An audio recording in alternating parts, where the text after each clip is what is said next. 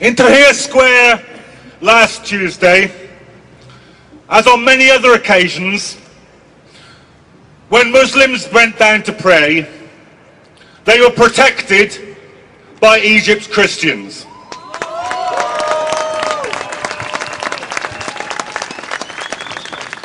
Tomorrow, I've just received this message from my friends in Tahrir Square right now.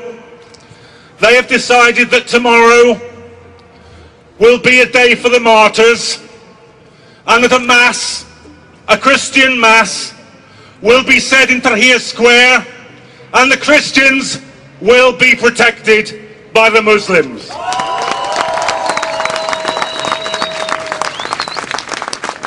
So my message to David Cameron today is this: don't lecture us about British values.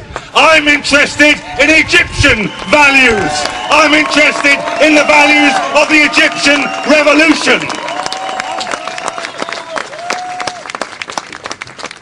It's no mistake, you know, that speech is made by Cameron today. Perhaps no mistake, it's made in all places in Munich today. Because the BBC rants this morning about the threat of the Muslim Brotherhood taking over in Egypt, and at the same time the Prime Minister of Britain is ranting in Munich about the threat from the enemy within. Now let's be absolutely clear.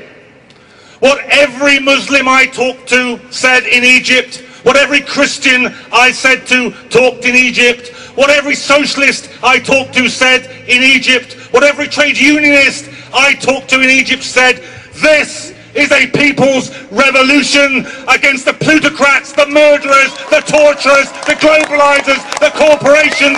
That's the revolution in Egypt. What incredibly brave people they are. What incredibly brave people they are. Organised so brilliantly.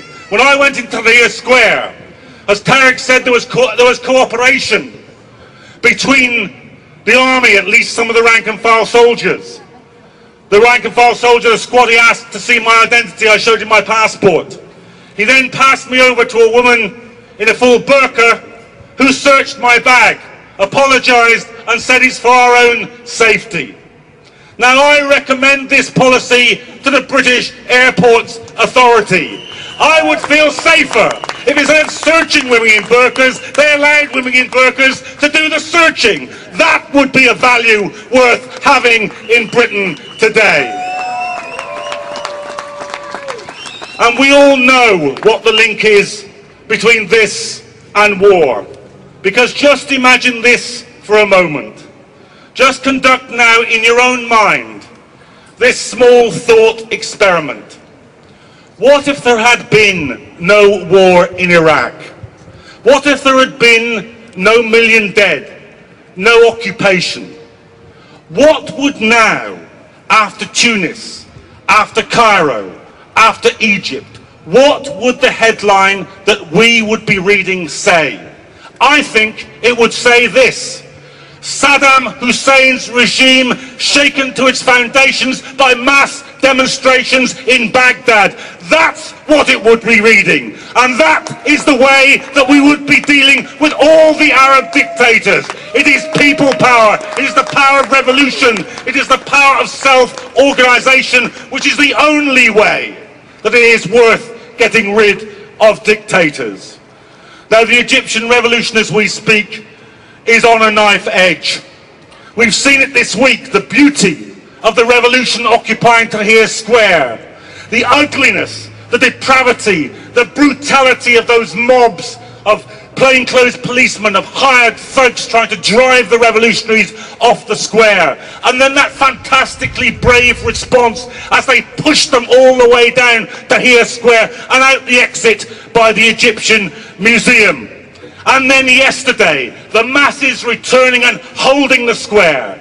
Today, as we meet here, they're arguing with the army officers. A senior army general has just spoken from the platform in Tahrir Square and said, I'm worried you're being manipulated. But the people there are chanting, We won't go until he goes. We won't go until he goes.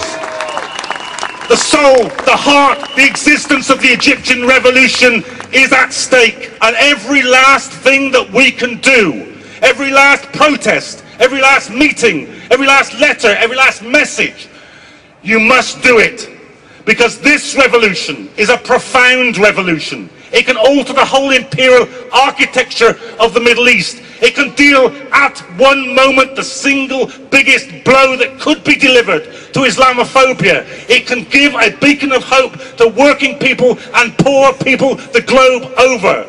So today, recommit yourselves, every last piece of energy, imagination, initiative, activity, everything for the Egyptian revolution.